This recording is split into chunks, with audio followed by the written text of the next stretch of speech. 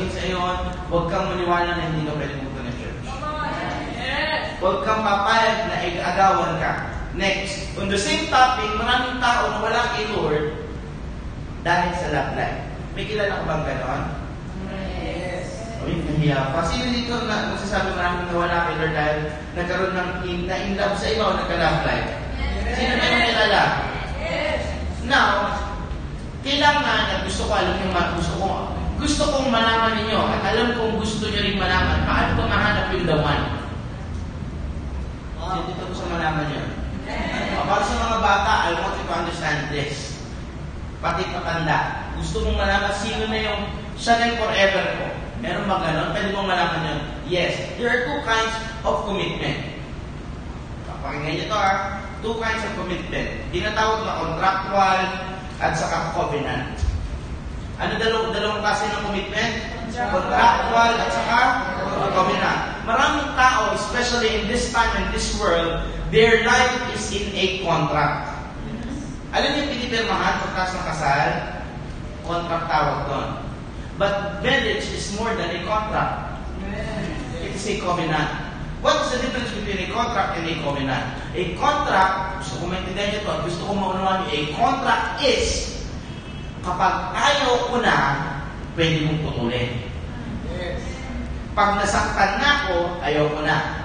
Pag inapakan na yung rights ko, wala na. Yun ang contract. Pag breach siya ng inyong bargaining, breach of contract, pwede kang mag-quit. That's contract. And marami ganun ngayon. Magsama muna tayo, gawin muna natin yung mga mali, mga masamang bagay. Then, kapag makita natin, ayaw na pala natin sa isa, hindi mo tayo pakasal. Okay, pakasal muna tayo, then hiwalay na lang. Maraming ganun kaya hindi maayos ang kanilang future. At especially this coming of age.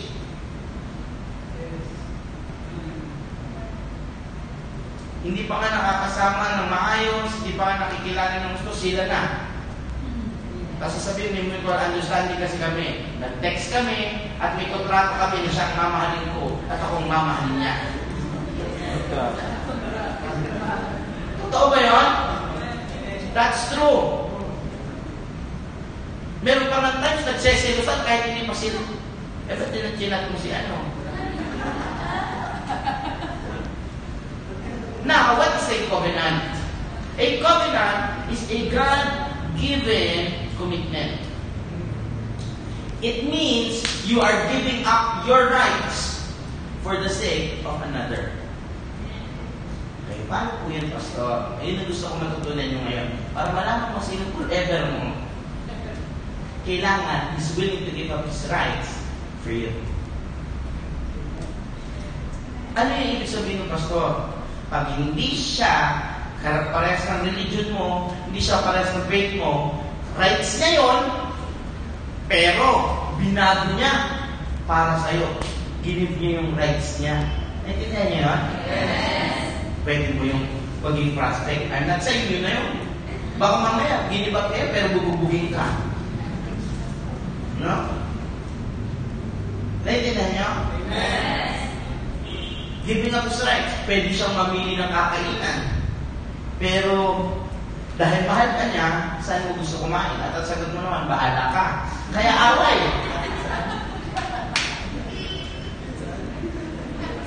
Meron nga palang mga kainan na gano'n, no? Pangalan ng kainan, bahala ka. Kahit saan. Doon na lang. Giving up his rights. At alam niyo, paano nangyari giving up his rights? It is godly given. Paano yan nangyari? Kapag kinasal po, sinasabi doon, till death do us part, in sickness and in health, from poorer or richer. Yung bagay na yon. Ibig sabihin, you have the choice for it, pero sasamahan kita saan ka man. Amen. Hello? Ako kung naiintindihan ba kayo? Amen. Sabi for poorer or richer. Pwede tayo maghirap magkasama o yumaman magkasama. Pero naman, piliin natin yumaman parehas. Rights ko na iwan ka kapag mahirap ka, tayo ko ng taong walang pagpupursige. Pero dahil mahal kita at nakita ko na ang buhay ko'y kasama ka na, I'm nagbibigyan kay rights. Sige, sasamahan kita. Pero nawa, pagsama natin yan, yumaman tayo sabay. Magets niyo yun? Hello? That's covenant. And that's the problem of these days. Sabi mo, problema ng mga panahon ngayon. Ano po yung problema ng mga panahon ngayon? Palagi, it's not a covenant, but it's a contract. Kung gagawin mo yung gusto ko, hello? Kung gagawin mo yung gusto ko, gusto kita. Pag yung trip ko, yung trip mo, mahal na kita. Pagka parehas tayo ng hobbies, sige. Pero kapag hindi na, wag na lang. Pero magkasama, sabi niya, crush na crush niya yung babae. Ang sabi, bakit mo nagustuhan? Kasi apakagaling kumanta. Kaya nung kinasal sila, nakita niya, tumatanda na sila, sabi niya, ano pala ng asawa ko? Grabe, parang kaya siya makikita maganda.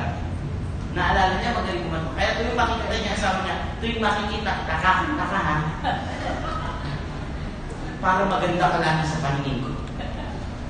Contract, ibig sabihin, based on one thing. Pero covenant, minahal kita eh. At marami sa atin nawawala sa church dahil sa contract of love. Naintindihan niyo yun?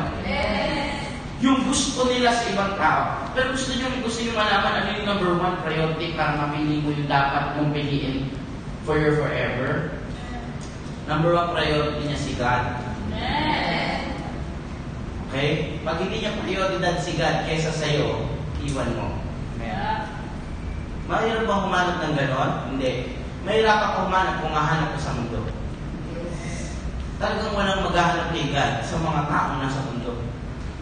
Pero kung hahanapin mo godly people, maghiwalay man kayo yun, mamahalin niyan si Lord. Yes. Pero bakit mo naman iiwan yung isang tao, mas mahal si Lord kaysa sa'yo? Hello? Yes. Sobrang sarap siguro nun, makakita ng ganun tao. At yun ang problema sa age ngayon. They're more on what I want, not what I need. Narinig niyo ba yun? Amen. People today is more on what I want, not what I need. Kaya kapag sinata ka sa mali mong ginagawa, break na to, huy. Nagets niyo yan? Awa yan. Wala, email ko kami for 48 hours sa ano-ano sa bulan. Kontrata ang dating, no? Yung iba hindi makarelate, pasensya na kayo. Kasama ko talaga sa mga cruel topics natin ngayon.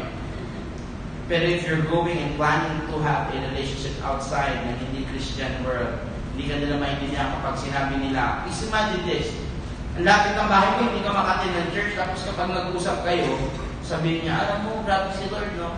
Maniniwala ka ba?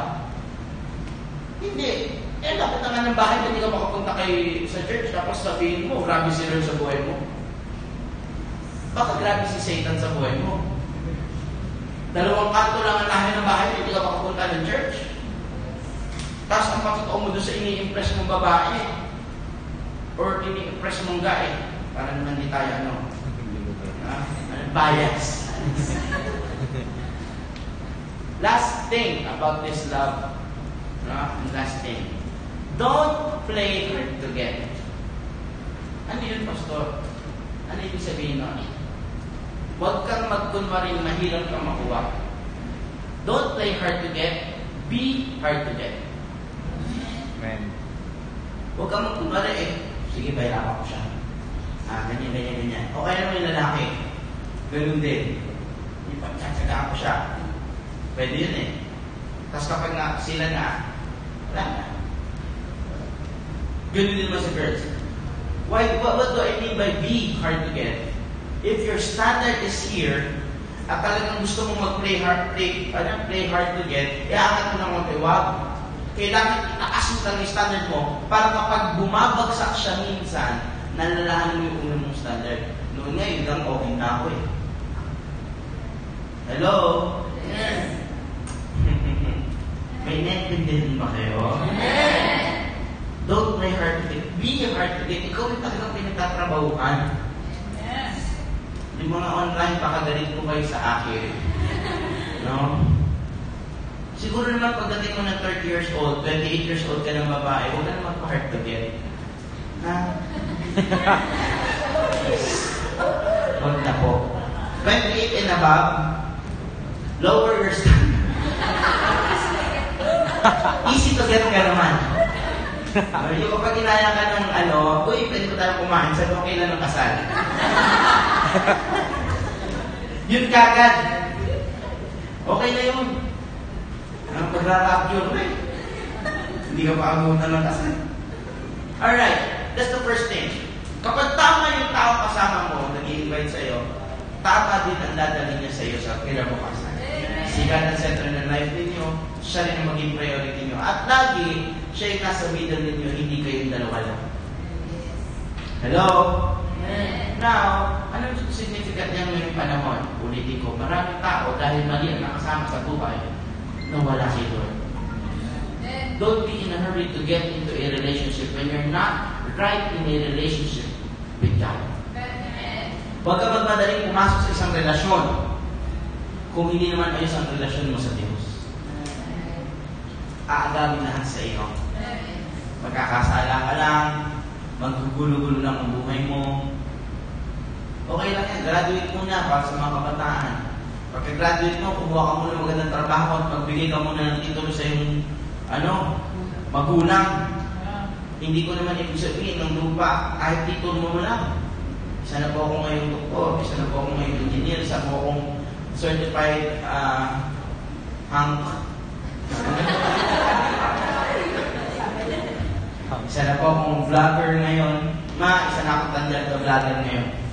Isa na ako sa mga pinakasikat na streamer ngayon. Alam niyo, ano kasi yun? Kasi iba, hindi naman nangangarap ng iba eh. Yun ang mga pangarap ng ibang tao ngayon eh. Kaya, we're going to support that. Pero make sure, she got the priority. Ulitin natin yan ha. Ano sabi ng 1 Corinthians chapter 13, verse 4 to 5? 1 Corinthians chapter 13, verse 4 to 5. 1 Corinthians chapter 13, verse 4 to 5.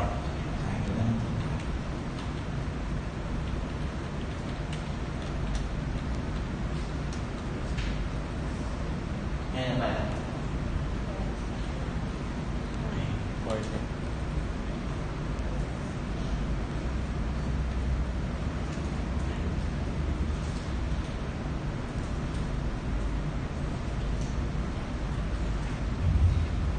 Love is patient and kind. Love does not envy or boast. It is not arrogant or rude. It does not insist on its own way. Kaya nga hindi siya contract. It's a covenant. Ano ulit yung contract? Kapag ka nagkaroon na ng patungan ng rights, ayawan na. Pero ang covenant, ano?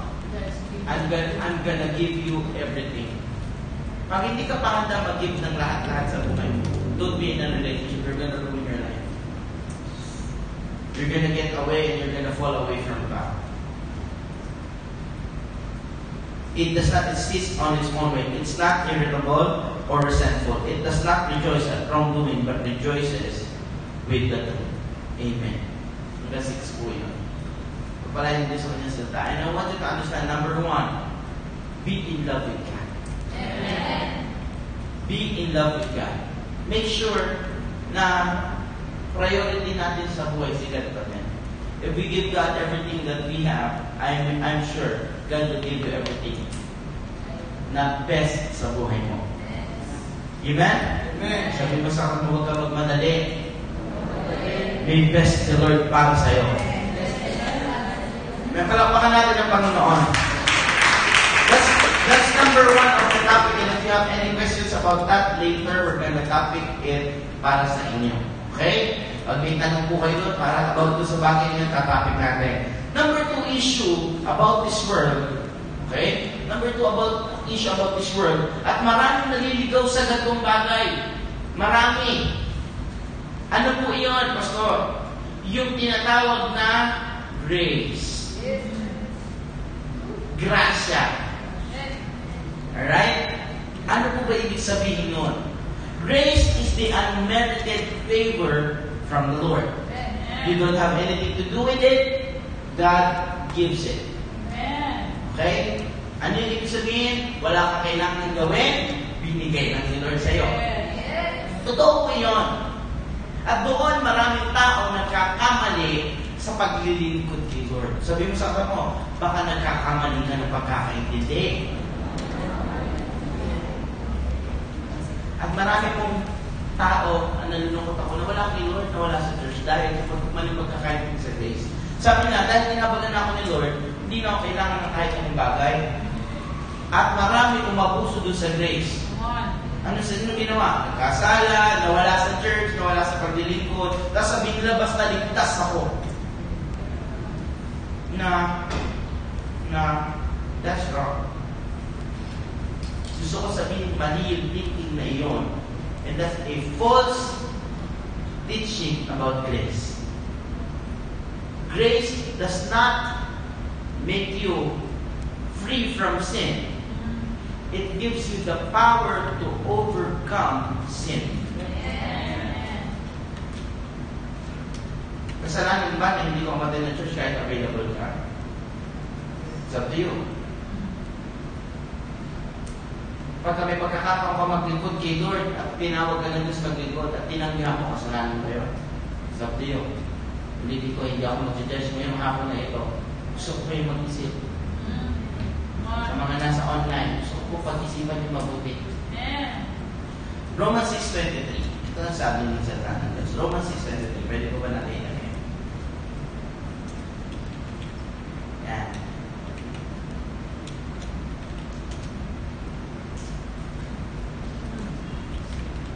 It is the gift of God. Sige. Babasahin natin ha. For the wages of sin is death, but the free gift of God, yung free gift of God is called grace. Is eternal life in Christ Jesus, our Lord. Ito naman sabi na Ephesians 2:8 and 9. Ephesians chapter 2, verse 8 and 9.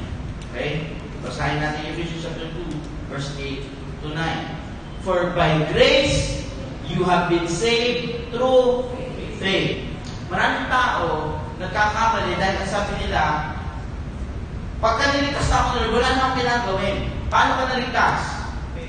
Sa pananampalataya. At ang pananampalataya walang gawa ay patay na pananampalataya. Meron mga nagsasabi na tuturo, baka mabasa nyo online. Alam ko maraming kabataan yung matalino na nakakapag-google na nakaka-Facebook na marami doon lumalabas, may mga YouTube pa. Gusto kong maunawaan nyo, pag hindi mo naintindihan ng mabuti, magtanong ka.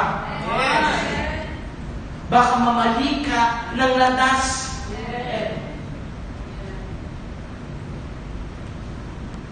Sabihin ng marami, at ito ang baka maging reasoning nila at makikita na sabihin nila, yung faith without work is dead. Hindi yung kasama sa salvation. That's true. That's true. Totoo po yun. Pero, gusto kong hindi mo to, ang resulta ng pagkaunawa sa kahabagan ng Diyos, ulitin ko to ang resulta ng pag-unawa sa kahabagan ng Diyos ay pag-ibig sa pamamagitan ng pananampalataya may gawa. Kapag kinahabagan ka, maunawaan mo, kailangan kong ibigin ng Diyos. At sa pamamagitan ng pag-ibig ko sa Kanya, papakita ko na nanampalataya ako, na niligtas niya ako, kaya ako gagawa para sa Kanya. Wala nang mas lilinaw pa doon. Sige, palakpakan natin siguro. Napakalinaw, napakasimple. Bakit? Kapag kinahabagan ka, sinabi ng ni Haring Solomon, ito tao to may utang na 1,000 at ito 100,000. Sino dapat parusahan? Sino dapat patawarin? Sino ngayon ang mas malaki? Kapag pinatawad sila parehas, sino mas malaki ang pagpapasalamat? Yung merong utang na 100,000, 100,000. Ganun din naman, kung maunawa mo gaano ka kinahabagan, gayon din naman ang pasasalamat mo. Gayon din naman ang paglilingkod mo. Nakakatuwa dahil sa pribileyo ang paglilingkod at maraming tao hindi na gumagawa ng paglilingkod nila. Dahil naisip na kinahabagan na naman ako ni Lord, kaya yung na lang ulit ako kinakawate ng church online na lang ako manonood kung ano-ano pang naiisip. Which is very wrong at yun ang mapandaling gawa ng mundong ito. It's saying, I give up my rights to be a Christian and to be a follower of Christ. Naintindihan niyo ba yun? Sinasabi ko na rin na ayoko na maging Kristiyano at ayoko na gusto kong makinig sa mundo na sinasabi sa akin. O kaya naman makikinig ako sa mga tao hindi naman talaga tama ang aking nasasabi. Totoo po, ulitin ko totoo, ang kaligtasan sa Diyos na gagaling. Walang kailangan gawin kasi pag may ginawa ka, hindi na yung grace. Pero, ang katumbas ng pagkaunawa sa kaligtasan tinanggap mo, ano? Gagawa ka ng pagbabalik ng pag-ibig mo sa Diyos. Kaya kung may mga tao kayong kilala, na nung naintindihan, tinabagan ako ni Lord, tapos hindi naglingkod kay Lord, hindi talaga nila naunawaan yung kahabagan na tinanggap nila. Hindi talaga nila naintindihan. Oo, totoo, hindi ka parte nung salvation, nung napago si Lord. Siya yun. Totoo yun. Talagang siya yun. Pero bilang pasasalamat, bilang ganti, dinigin ko ang tawag ng aking bayan. Susundin ko ang tuntunin ng aking paaralan. Grabe. Ano kasunod? Sige. Sang mamamayan, makabayan, naglilingkod. Ano? Wait lang. May kasunod eh. May ganti pa rin ang kahabagan ng binibigay. Alam niyo, nakakatawa kasi pinagtatawanan ng iba. Parang di ba Banatang Makabayan yun? Anong tawag na ngayon? Nagbago na ba? Banatang Makabayan pa rin naman, no? Pero may kadugtong, yun ng mga taong nasa mundo na intindihan sa panaka nila para sa isang bayan na pinalaya, eh maglilingkod. Tapos ikaw na nakakanawa doon sa... Amen! Hello? Sila nga nakaintindi nung pinalaya ang bayan nila na maglilingkod sila para sa bayan. Tapos ikaw na anuwa mo, pinalaya ka sa kasalanan, hindi ka maglilingkod? Gusto mo lang, hinahabagan ka lang? Lahat na nakaintindi, magsabi na Amen. Palakpakan natin para sa Panginoon. Huwag ka magpapadaya doon sa mga tinatawag na grace preaching ngayon. I'm not saying marami doon mali. I'm saying marami doon deceiving. Kapag hindi mo talaga naunawaan, mawawala ka sa paglilingkod. Kaya kailangan maintindihan natin. Kapag may tanong, mamaya pag-usapan natin. Alright? Number 3 issue na gusto kong i-topic na yan. And I want to share this. I'm sharing this hindi para mag-brought up ng issue, kundi para magbigay ng enlightenment. Bakit? Sabi sa salita ng Diyos, ang salita ng Diyos ay nagre-review, nagko-correct, nagbibigay gabay. Ngayong oras ito, kailangan natin ng gabay. Amen? Sa mga online, kapag may tanong po kayo, sa inyo na lang. Hindi, paki-message po sa kanila ng mga nandito, babasahin natin natin. Pag hindi ko po nasagot, hindi kayo sumagot. Alright, thirdly, may kumakalat ngayon, at hindi ko pa alam kung naintindihan nyo, may kumakalat ngayon na wala na daw rapture. Hindi po totoo yan. At ang church natin, hindi naniniwala ang walang rapture. Naniniwala tayo na darating ng Diyos. Kundi, wala kwenta ang paglilingkod natin ni Lord. Sisimplihan mo lang ito. Bakit hindi pa po nagra-rapture? At kung meron man kayong narinig sa amin ng rapture, na kaya hindi totoo ang rapture. Hindi totoo yan. Ito sabi ng salita ng Diyos. So 1 Thessalonians chapter 4, verse 16 to 17. Uunahin niyang buhayin ng mga patay. Kasunod, iaangat niya patungong langit ang lahat ng naglilingkod na bubuhay para sa Kanya. Umakyat ka na ba ng langit? Hindi ka naglilingkod ng mamahal kay Lord? Umakyat ka na ng langit? Bigla ka na ba nag-transport patungo sa ere? Hindi pa, di ba? Ang lugi naman kung sinabi na nag-rapture na, tapos ako naglilingkod pa din, nandito. Hindi naman na-fair si Lord nun. Hindi na siya tatawaging just God. Hindi na siya makatarungan na Diyos nun. Nagmamahal ako, naglilikod ako, tapos naiwan ako ng rapture. Ano yun? Ang katotohanan, kasi hindi pa nangyayari. Mangyayari pa lang. Amen? Ang sabi dito, for this we tell you by the word of the Lord that we who are alive, who are left to the coming of the Lord, will in no way precede those who have fallen asleep. May kadugtong po yan. For the Lord himself will descend from heaven with a shout, with the voice of the archangel and with God's trumpet. Ano daw? Bababa si Lord mula kalangitan. Nakita niyo na bang bumaba si Lord sa kalangitan? Kung nakita niyo kasi hindi kayo nakuha, aba, iwan. Pero hindi pa natin nakikita, huwag kang mag-alala, baka sabihin mo, sino kaya nakakita? Tapos nawala. Sino kaya yun? Huwag kang mag-alala, walang nakakita sa atin. No? At marami dito, nadadaya sa mundo ngayon, dahil may lumalabas ng mga teachings na may God the Mother.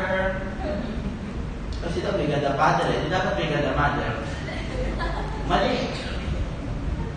Meron lumalabas na teaching na walang rapture, kasi daw na-rapture na noon. Okay, alam ko naman, hindi naman kayo dyan. But I want you to understand, darating si Lord. Yes. Isang magandang bagay, dahil tayo lahat ng Diyos na naglilingkod. Makita natin siya ng mukha. Ano ba sabi niya? Well done, my good and faithful servant. Enter into my joy. Napakasarap dumating ng panahon na makita mo ang Diyos sa kinaglingkuran ng pinahal mo at bago ng buhay mo. Sabi mo sa akin, thank you Lord, nakilala kita. Amen? Palakpakan natin si Lord. Last verse. 1 Corinthians chapter 15, verse 51 and 52. Patungkol pa nito po ito sa rapture. At kung bagay dito, kailangan makita at maintindihan mo para masabi mo, totoong hindi pa nga. Bakit? Ang sabi ito, for the Lord himself, 1 Corinthians 15, 51 and 52. Yan I will end with this, mas magkakanta pa siya na answer. Okay ba yan? Alright. Sige, atay na natin. Ito na. Behold, I tell you a mystery. We will not all sleep, but we will all be changed. Mababago tayo in a moment, in the twinkling of an eye, at the last trumpet. For the trumpet will sound, and the dead will be raised incorruptible, and we will be changed. Ulitin ko, dadating na rapture. Dadating, hindi pa naman tayo mababago eh. Tao ka pa rin, kapag kakinunod kita, aanday ka pa din. Hindi ka pa tumatago sa pader. Hindi ka pa multo, hindi ka pa spirit, hindi ka pa incorruptible body. Ibig sabihin na incorruptible, hindi nasisira. Kita mo yung katabi mong mukha niya. May sira, wala. Mukha ba perfect na yan? Tingnan mo yung katawan. Nakakasama ng loob, di ba? Hello? Amen? Huwag kang mag-alala. May rapture na mangyayari.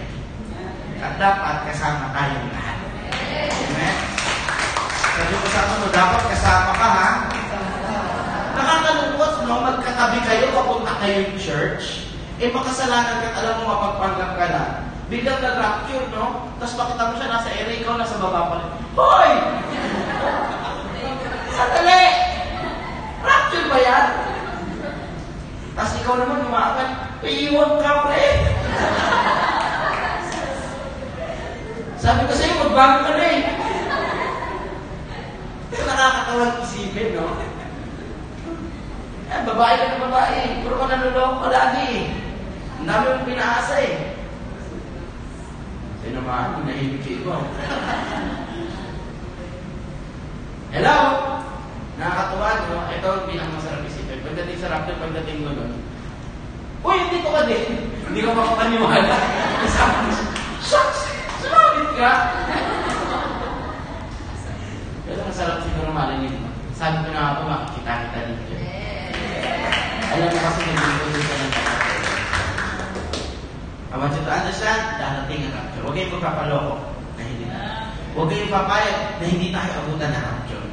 Mag-ayos tayo. Paano ba kailangan natin? Sabi doon, kukunin ng Diyos yung blameless, spotless, holy. Okay, Lord. Ibig sabihin, mga naging maayos sa harap ng Diyos, nagpakamanal na in love, nagmahal ng gusto ko. Mga naglingkod kay Lord. Kaya naman, gusto kong hamulin kayo, maglingkod ka kay Lord. Ang paglilingkod kay Lord, there are many forms. Maraming form. No? Hanapin mo yung best suited for you. No? At gusto ko sabihin sa atin lahat, magpakabanal tayo. Magpakabanal. Paano po ba magpakabanal, Pastor? May isang bagay lang naman ako naalala tuwing sasabihin ng pagpapakabanal. Gawin mo yung tama. Hindi lang yung tama, yung mas tama. Pero hindi sa lahat yung pinakatama ang laging pwede. Gawin mo magpakabanal. Lagi ka manalangin at lagi ka maitagin. Amen? Sige, palakpakan natin ang Panginoon.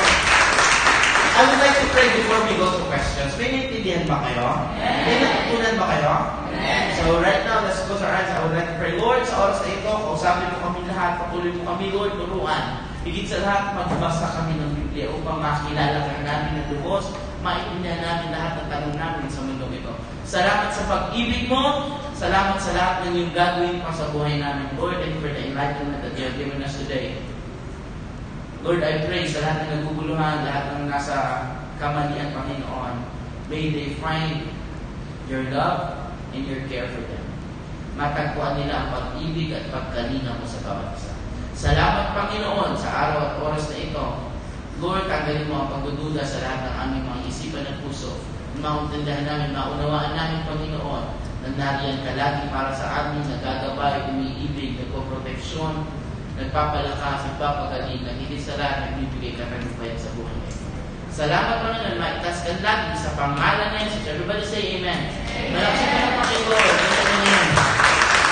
Sa oras na kasi may mga questions, I'm gonna give you 2 minutes para mag-ready ng questions nyo. Pwede nyo ilagay dito, and then, kahit huwag nyo na daw po lagyan ng pangalan. Alright. 2 minutes po, meron tayo. 2 minutes para mag-salat ng ating mga tanong. Sige lang. Gawin natin 3 minutes kasi ito wala pang paper. Kahit ano po question, tatry natin kung meron kayong confusion, meron kayong nabasa, congratulations Anthony, Pastor Anthony, isa na pang ganap tama. Congrats na. So yun. Kailan po ng ballpen sa mga Sige po, lahat na may katanungan or something na nagugulo sa inyo or sa mga nabasa ninyo. Alright? Nakita niyo post or something. Let's try to answer it. It gives you confusion in your faith. Alright? So let's go. Sige na po.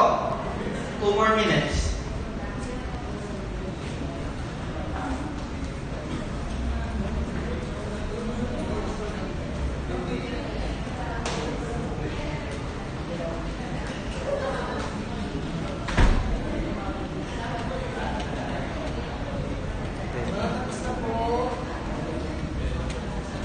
Ay, ano po Kahit ano po na pangalan ng sino Baka mamaya may maglagay yan. Pangalan po ng going 2.5 million na na-exile from Egypt to Canaan. Walang ganyung mga tanong pwede po ba pakipagngalanan ng 144,000 na maliligtas? Ang mamumuno sa millennial? Walang ganun na